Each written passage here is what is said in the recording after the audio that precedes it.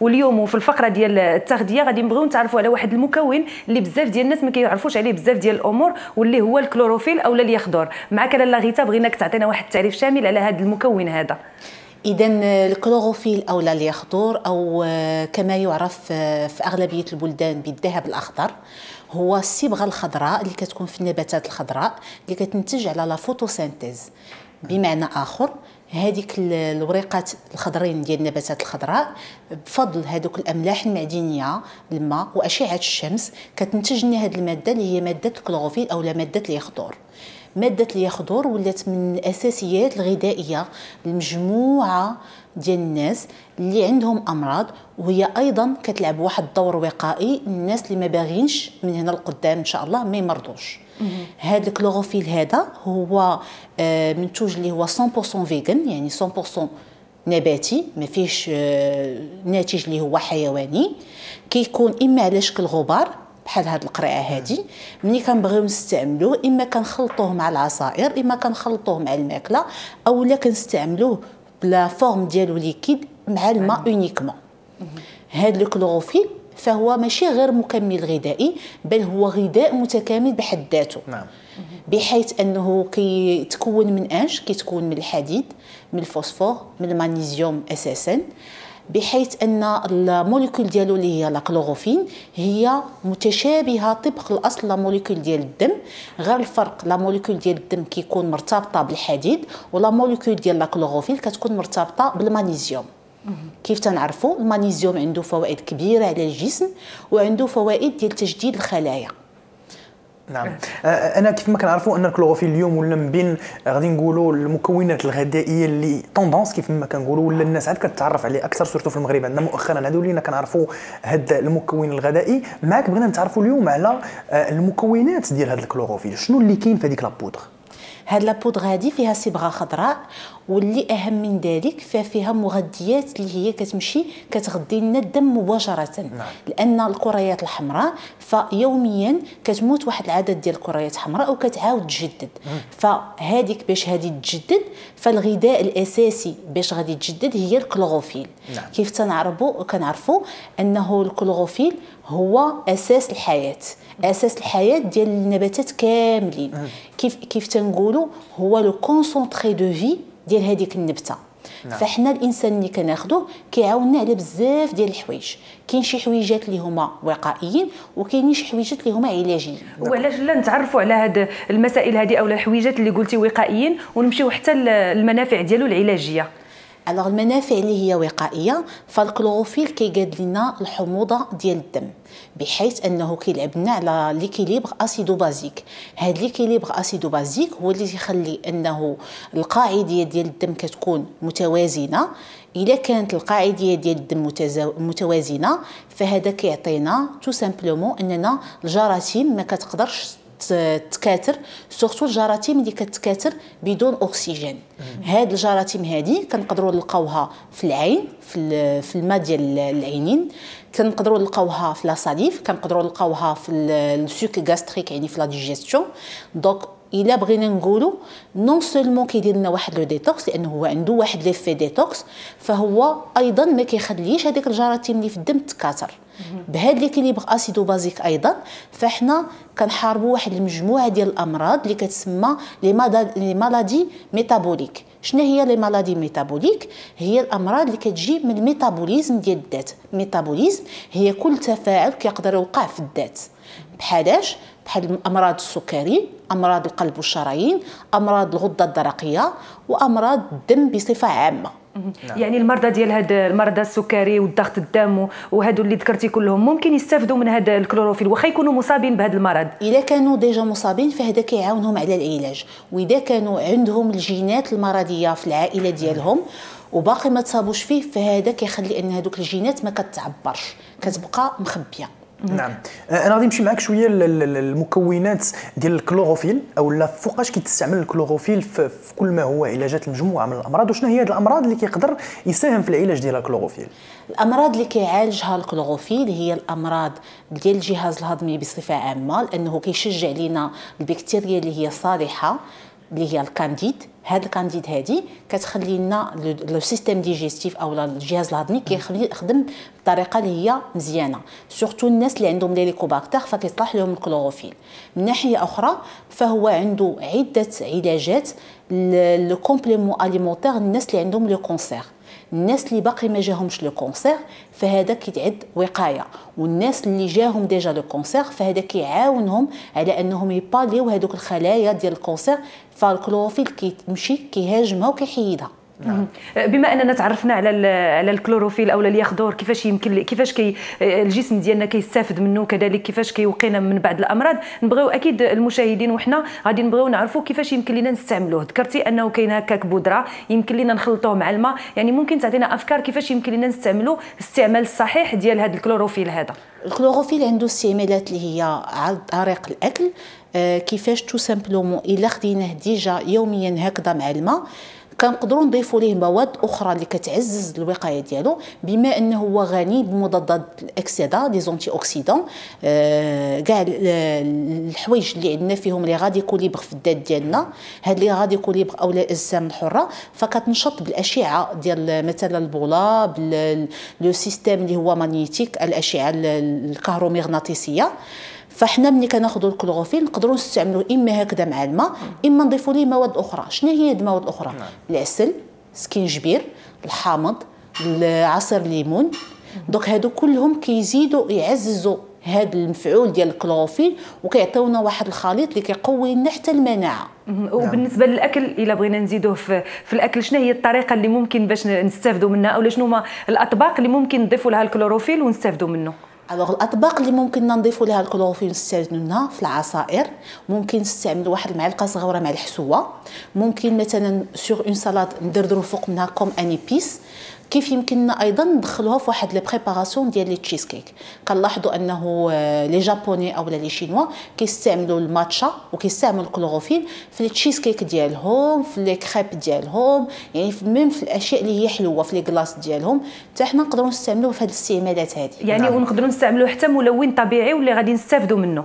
اكيد ملون طبيعي. وايضا من غير الماكله فهو كيتستعمل ايضا بصفه خارجيه، كيتستعمل بالنسبه لاخر تقنيات تجديد خلايا البشره وتجديد يعني نقصوا من العلامات ديال السن، فكنلقاو الكلوروفيل. ولكن في هذه اللحظه هذه كيتخلط مواد اخرى بحال الجليسيرين بحال الفازلين. نعم، انا نبقى دائما معك في الاستعمالات ديالو الغذائيه. وهنا مجموعه من الناس اللي غيشوفونا كنهضروا مثلا على الكلوروفيل اليوم، واللي هو اصلا كيتستخرج من مجموعه من المكونات الغذائيه ومجموعه من النباتات كيف ما قلنا. غادي يقول لك وانا علاش غادي نمشي ناخذ هذا لو كونسونطري، نقدر نمشي ناخذ مثلا هذيك المواد اللي فيها او هذوك النباتات اللي كيحتويو بواحد الشكل كبير على الكلوروفيل بلا ما نمشي وندير هذه الخلطه هذه. فعلا هو متواجد في الخضار الخضراء بصفه عامه، ولكن الخضار الخضراء مثلا خدينا مثلا البروكولي كمثال، فالبروكولي ما فيش غير ماده اليخضر، فيه ماده اليخضر وفيه مواد اخرى اللي هي الاملاح المعدنيه، الفوسفور، الكالسيوم. ملي كناخذوا الكلوروفيل هكذا كونسونطري، فاحنا الا بغينا نديروا المقارنه مثلا مع البروكولي فما كاينش شي واحد هياكل 4 كيلو ديال البروكولي في وجبه واحده، بالمقارنه انه يقدر يدير غير راس المعلقه ديال الكلوروفيل هيعطيه نفس المكونات الغذائيه ديال 4 كيلو ديال البروكولي. دونك سي ان كونسونطري اللي كنقدر ناخذه بواحد الطريقه اللي هي سريعه. في النباتات كاين، ولكن كاين بواحد الكميه اللي هي صغيره، والابسوربسيون ديالو يعني الامتصاص ديالو بالنسبه للذات كتكون قليله. نعم. بالنسبه لهاد النباتات هادو اللي من بينهم هاد اليخضر واللي عرفنا المنافع ديالو والطريقه ديال الاستعمال ديالو الصحيحه، نبغيو نعرفوا هاد النباتات هادو واش خصهم يكونوا بيو يعني نابتين بطريقه اللي هي طبيعيه، او لا فيهم واحد المبيدات اللي ساعدت انهم يعني يكون واحد المنتوج كبير، واش هادشي ما كيأثرش على الجوده ديالو؟ بطبيعه الحال لي ليغوم او الخضار اللي هي بيو فهي لا علاقه بالخضار اللي هي شابعه بيكتيسيد، شابعه تغيير جيني الى اخره. ولكن اللي خصني نركز عليه اننا الا بغينا نستافدوا من اليخضر اللي كاين في الخضراء بحال الفلفله الخضراء، البروكولي، الخس، لي زيبينار الى اخره، فخص تكون هاد الخضار هذه خضراء. علاش؟ حيت الحراره كتقلل من لا كونسونطراسيون ديال الكلوروفيل في الماده. نعم، يعني ما خصوش يطيب كيف ما ما خصوش يطيب. نعم، متفقين. كاين مجموعه من الناس كيشوفونا كنهضروا على هاد لابودر بودغ اللي هو المستخلص ديال الكلوروفيل، بزاف ديال الناس غادي يقول لك واخا نلقاه في لا فارماسي مثلا ولا في لابارافارماسي راه يقدر يكونوا فيه مجموعه من المواد الحافظه، او لا شكون قال لنا مثلا ان هاد النباتات اللي تخدم لهم هذا الكلوروفيل حتى هما مسقيين او لا مديرين لهم مجموعه من المواد الكيماويه. هنا غير باش نريحوا الناس ونحاولوا نشرحوا لهم نبسطوا لهم اكثر. الوغ الكلوروفيل كيتحتفظ بشويه ديال الملحه. هاد الملحه هذه كتكون صناعيه، يعني كياخذوا الملحه ديالنا العاديه اللي كنطيبوا بها، كياخذوا غير واحد المركب هو اللي كيحافظوا به على الكلوروفيل. نعم. فتو سامبلومون شنو الصناعه ديالو كيفاش كدار ديجا، كناخذوا هذيك النباتات اللي هي خضراء اللي غادي نخرجوا منها الكلوروفيل. النباتات كتكون من الفلاحه العضويه بيو، الفلاحه العضويه او لا ماشي مشكل، لانها ماده الخضر كنعزلوها ما كتدخلش في المواد الاخرى. هاد الماده هذه شنو كنديروا؟ كناخذوا هذوك الوراق ولا هذا كنيبسوهم بحال اللي كنيبسوا حنا اتاي او كنيبسوا اللويزه الى اخره. كنشدوها وكنطحنوها كنخرجوا منها ماده ديال الكلوروفيل وكنحتفظوا بها بالملح، يعني ميم هذاك لا كونسيرفاسيون ديالها الغاست ما فيهاش شي مواد اللي هي داخله. لا موليكول ديال الكلوروفيل كتبقى محتفظه على المميزات ديالها كامله غير بشويه ديال الملحه. وبما اننا تكلمنا على طريقه الحفظ ديال هذا الكلوروفيل، نبغيو نعرفوا حنا كنصاوبوا بحال هاد العصائر او هاد الوجبات اللي كيدخل في التكوين ديالها الكلوروفيل، كيفاش يمكن لنا نحافظوا عليه؟ فمثلا قرعه ديال العصير الا درنا فيها الكلوروفيل شحال يمكن لنا تبقى عندنا، شحال ديال المده وفين يمكن لنا نحطوها؟ الوغ الا درناه في العصير فنقدروا نحتفظوا به حتى الاسبوع، الا درناه في الماء فنقدروا نحتفظوا به حتى 3 الاسابيع. اما الا بغينا نحتفظوا به مده اللي كتكون اكثر من عام او لا عامين فنحتفظوا به بالطريقه ديال لابودغ. نعم، الطريقه ديال لابودغ ويبقى في واحد القرعه ديال الدجاج كيف ما قلنا، ولا الدجاج وتكون مخبيه على الضوء باش يبقى محتفظه بالمكونات الاساسيه ديالها. انه كنعرفوا انه كاين سكون ابل المغذيات اللي هي فيتو سانتيتيك، يعني كتاثر بالضوء، اللي هي العسل، زيت الزيتون والكلوروفيل. هاد المكونات هذه من الاحسن ان ندار في دجاج اللي شويه اوباك على هذا، ما باهتاش ندير سباتها غير باش يشوفوها المشاهدين اللون ديالها كيف داير. وتخبى في واحد المنطقه اللي ما فيهاش الضوء، ما فيهاش رطوبه، ما فيهاش ليميديتي. نعم، متفقين. كاين اليوم بزاف ديال الناس غادي يشوفوا الحلقه ديالنا غادي يوليو باغين انهم ياخذوا هذا الكلوروفيل ويمشيو يشريوه. اولا كاين في لي فارماسي موجود وفي لي بارافارماسي، هو متوفر في لي فارماسي والبارافارماسي، اي واحد ممكن يعطيه من الرضيع حتى الاكبر انسان بدون واسطه طبيه، بدون وصفه طبيه، لانه هو داخل في المغذيات الاساسيه. نعم. بحال دابا ملي كنمشيو لوروب او لبلدان اخرى فكنلقاو انه كيتباع في السوبر مارشي مخلط او لا اون بودر، كناخذوه في لي سوبر مارشي، ما تحتاجوش كاع نمشيو للفارماسي والبارافارماسي. هنا في المغرب نعم. يلاه بدات كتدخل بشويه هاد الثقافه ديال الكلوروفيل. بدينا بالسبيريلين، بدينا بلي زالك، فالكلوروفيل كيجي من النباتات الخضراء وكنقدروا ايضا نستخلصوه من الطحالب الخضراء. نعم. كاع النباتات اللي كيديروا لنا لا فوتوسينتيز. وكيف ما كنعرفوا اي حاجه جديده كتدخل عندنا وما كنعرفوش عليها بزاف ديال الحوايج كنكونوا دائما خايفين من التاثير ديالها السلبي على الصحه ديالنا. هنا كنقولوا للناس راه ما كاينش مشكل، ياك لاله غيتا؟ ما كاينش مشكل، كاع الناس ممكن لهم ياخذوه، بالعكس فهو كيعاون بزاف ديال الامراض، منهم الناس اللي عندهم لا ديبرسيون ما تيقدروش ينعسوا بالليل، فهو كينظم لهم النوم بلاصه ما ياخذوا مهدئات. كيف كنعرفوا جميع هذه المهدئات هذه اغلبيه ديالها سي دي دروغ. نعم. فمن الاحسن ناخذوا واحد الحاجه اللي هي طبيعيه وخضراء اللي هي كتعاوننا على الصحه ديالنا. نعم. اي واحد يقدر ياخذه، نقدروا نعطيوه الرضيع، نقدروا نعطيوه الاطفال لانه كيتكون من المغنيسيوم والكالسيوم، هيعاونهم على النمو ديال العظام والنمو ديالهم بصفه عامه. نقدروا ناخذوه حنا لي زادولت حتى يوميا، علاش؟ انه هيقوي لنا المناعه ديالنا، هيقاد لنا لا ديجيستيون ديالنا، واللي اهم من ذلك فوالا دولي بغيت لو بروغرام واش يوميا ولا يومين في السيمانه 3 ايام على حسب الهيئه ديال الانسان. فاحنا كيف كنعرفوا حنا متكونين واحد المجموعه ديال الجينات، هاد الجينات هذه كتقدر تغير التعبير ديالها اترافير واحد النمط ديال الحياه.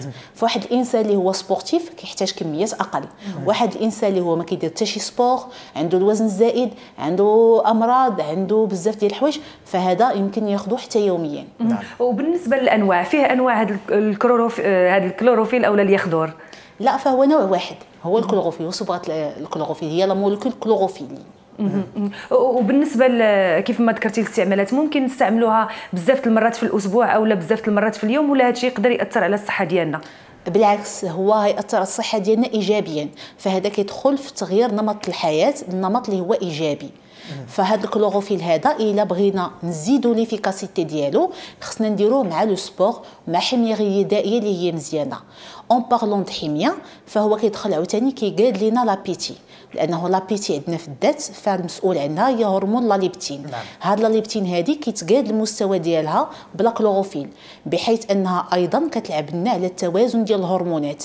ملي كيتوازنوا الهرمونات اوتوماتيكمون كيولي عندنا ان بوا ايديال. وانت كتكلمي ذكرتي عنده واحد الفوائد على البشره ديالنا، واش ممكن السيدات يستعملوه كماسكات طبيعيه للوجه ديالهم او للجسم ديالهم، وكيفاش هي الطريقه اللي يستعملوه بها؟ ممكن جدا. الوغ الا بغينا نستعملوه، علاش حنا كنستعملوه في المنتجات اللي هي تجميليه؟ لانه تو سامبلومون كيجد لنا الخلايا وكيخلي الخلايا ما كتشرفش دغيا.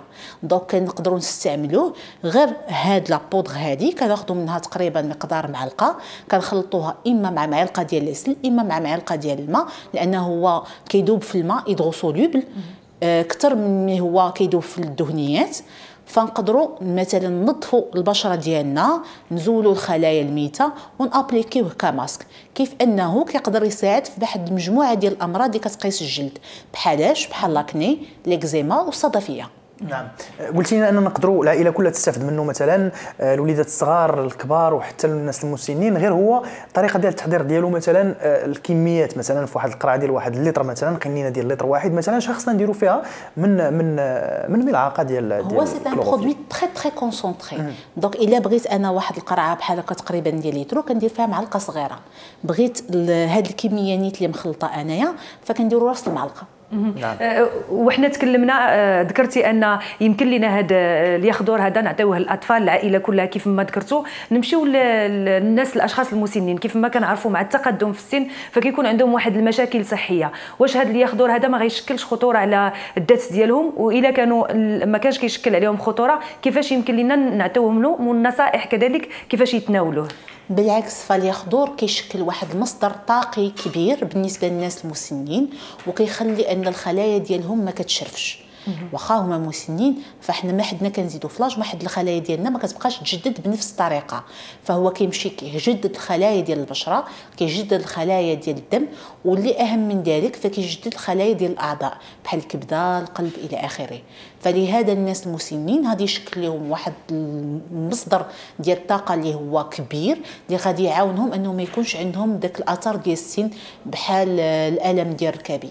هذا من ناحيه اخرى بالنسبه للمسنين فكيبداو عندهم الامراض اللي هي انفلاماتوار، فهو كتعتبر من المواد الطبيعيه لي زونتي انفلاماتوار الطبيعيه اللي يقدر اي انسان عنده مثلا الم الركبه، الم الظهر، الم الرقبه ياخذوا كاونتي انفلاماتوار طبيعي. نعم. وكيف ما كنعرفوا الناس المسنين في واحد السن معينه كيولوا عندهم المشاكل ديال العظام والمفاصل، فهنا كنظن ان غادي يكون واحد المرافق صحي لهم 100% وغادي يقدر يخفف عليهم الالم. وكيف ما كنعرفوا هاد الناس المسنين في هاد السن المعينه ما كيبقاوش قادين ياكلوا مجموعه من الادويه اللي كتكون بعض المرات كثيره بزاف. شكرا لك لاله غيتا سربال دائما على النصائح اللي قدمتي لنا. شكرا. مرحبا.